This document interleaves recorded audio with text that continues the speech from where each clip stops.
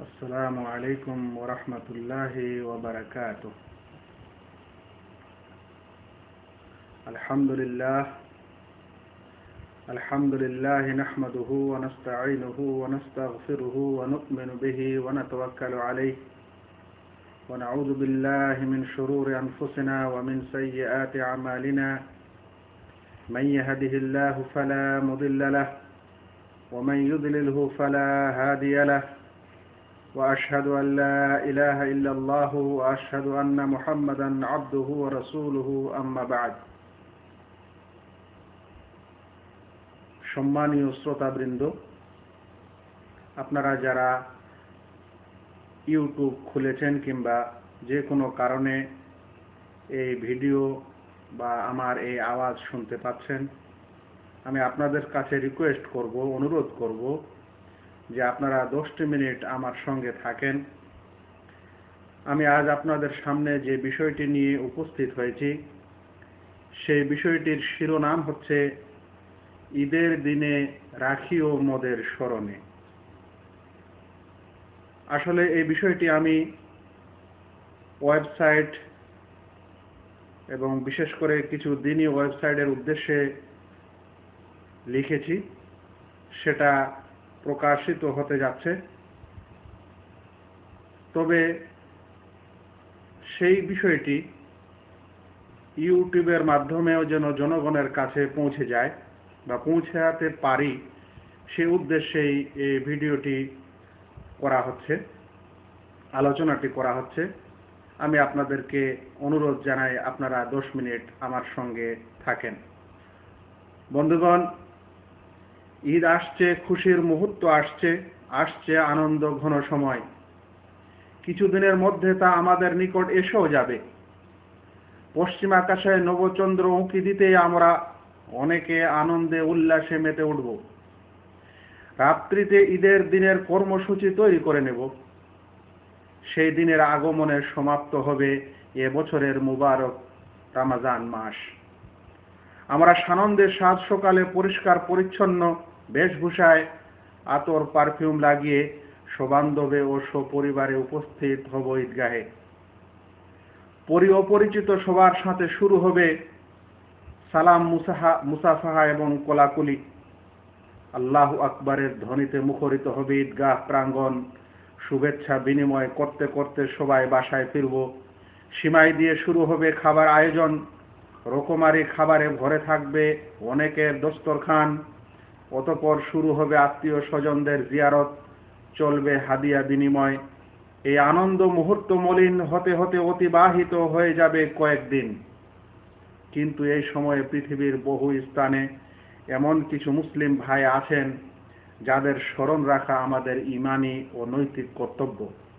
নচেত আমরা তাদের সাথে ইনসাফকারী হব না। তাদের খুশিতে শরিককারী তো দূরের কথা, তারা যে আমাদের ভাই, তারা যে দিন তথা মানবতার অটুট অঙ্গ, এই স্বীকৃতিটিও দেওয়া হবে না।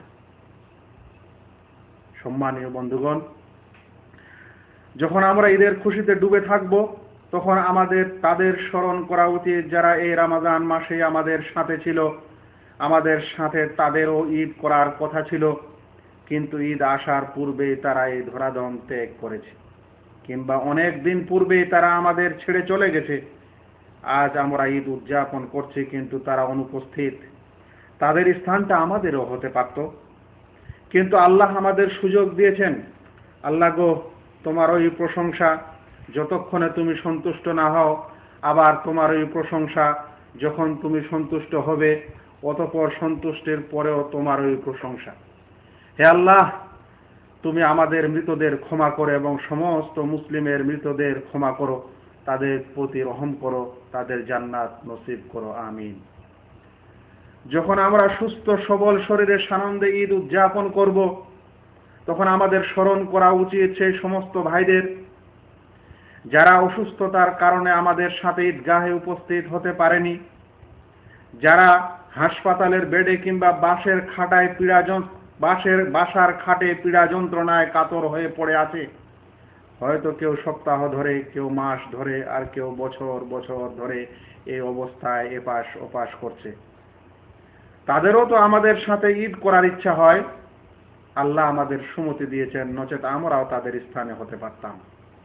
আল্লাহ গো, তুমি আমাদের এবং সারা জগতের অসুস্থদের আরোগ্য দান করো, আমিন। আমাদের কর্তব্য হবে যেন আমরা এই দিনে তাদের জিয়ারত করি, তাদেরকে তাদের প্রয়োজনীয় ও পছন্দনীয় আহার হাদিয়া প্রদান করি। আমরা যখন নিরাপদে আশঙ্কামুক্ত শান্ত পরিবেশে ঈদ উদযাপন করছি, তখন আমাদের তাদের স্মরণ করা উচিত যারা শত্রুর রাইফেল ও বন্দুকের গুলির ভয়ে এবং ট্যাঙ্কের ভয়ঙ্কর দাপটে নিজ গৃহে আবদ্ধ। বাইরে বের হওয়াটা যাদের জন্য জীবনের হুমকি, যারা ধারাবাহিক যুদ্ধে নিজ পরিবারের আপনজনদের হারিয়েছে, কেউ কলিজার টুকরা সন্তান হারিয়েছে, কেউ পৃথিবীর বড় ধন পিতামাতা হারিয়ে অনাথ হয়েছে, কেউ সহধর্মিণী স্ত্রীকে হারিয়েছে, কেউ জীবন সাথী স্বামীকে হারিয়ে বিধবা হয়েছে, কেউ কঠোর পরিশ্রমে সঞ্চিত নিজের মূল্যবান মাল সম্পদ লুণ্ঠন হতে দেখেছে, এবং কেউ অতি কষ্টে নির্মিত স্বপ্নের বাসস্থান চোখের সামনে ধূলিসাৎ হতে দেখেছে। মাথা গোজানোর স্থান নেই, তাই ফুটপাথে গাছের নিচে পলিথিন ও তিরপাল দিয়ে নিজ নির্মাণ করেছে। তাদের করুণ অবস্থা বর্ণনা দিতে গিয়ে মনে পড়ে গেল কিছুদিন পূর্বে খবরে প্রকাশিত এক ফিলিস্তিনি মায়ের ঘটনা। যখন সে ফুটপাথে তার সন্তান জন্ম দেয়, তখন সে তার আদরের কচি শিশুর মুখের দিকে হতাশা ও বেদনা মিশ্রিত মায়াবী নজরে তাকানোর সময় বলছিল, কিছু মনে করো না মা, কারণ আমার মাও আমাকে ফুটপাথেই জন্ম দিয়েছিল। আজ তুমিও ফুটপাথেই জন্ম লাভ করলে, ফুটপাথেই আমাদের ভাগ্য। আজ ফুটপাথেই তাদের ঈদ, ফুটপাথেই তাদের আনন্দ। আমাদের অবস্থাও তাই হতে পারত, কিন্তু আল্লাহ আমাদের শান্তিতে রেখে ঈদ পালন করার তৌফিক দিয়েছেন, তাই তারই সকল প্রশংসা। আল্লাহ, তুমি তাদের দেশে শান্তি দাও, তাদের অন্ন বস্ত্র দান করো, আমিন। আমরা যখন নতুন জামা কাপড় ও সুন্দর বেশভূষায় সজ্জিত হয়ে ঈদগাহে নামাজ আদায় করার উদ্দেশ্যে রওনা দিব এবং নামাজ শেষে বাসায় ফিরে আদরের সন্তান ও পরিবারের সদস্যদের ঈদই প্রদান করব এবং তাদের সাথে কুশল বিনিময় করব, তখন আমাদের স্মরণে থাকা উচিত যে আমাদের পার্শ্ববর্তী দেশ বর্মার মুসলিম পরিবাররাও এমনই প্রত্যাশা করে। কিন্তু চোখের সামনে রাস্তাঘাটে এবং আনাচে কানাচে ছড়িয়ে ছিটিয়ে পড়ে থাকা আপনজনদের লাশ দেখলে ঈদ উদযাপন করা যায় কি? দা কুড়াল এবং ছুরির আঘাতে রক্তাক্ত ক্ষতবিক্ষত শরীরে ঈদ পালন করা যায় কি? এরপরেও ঈদের নামাজ পড়লে তারা ফিরবে কোথায়? কারণ হায়না বৈধ্যরা তাদের তো নিজ গৃহে হত্যা করে এবং বাড়ি থেকে তাড়িয়ে দিয়ে তাদের কুড়ো ঘরগুলিকেও আগুন দিয়ে ধু ধু করে জ্বালিয়ে দিয়েছে, যেন পুনরায় তারা বাসায় না ফিরে, আর ফিরলেও যেন নিজের সুপরিচিত জন্মস্থানটিও চিনতে না পারে। প্রাণে বেঁচে কিস্তি ও ডিঙ্গিতে চেপে যারা প্রতিবেশী মুসলিম ভাইয়ের দেশে ঠাঁই পাবার বড় আশা নিয়ে কিনারায় এসেছিল, তখন তারা দেখতে পেল আর এক অবিশ্বাস্য নিষ্ঠুর দৃশ্য। দেখলো তাদের নৌকা থেকে হাত ধরে স্থলে তোলার বদলে সেই দেশের আর্মিরা তাদের দিকে বন্দুকের নালা পেতে আছে।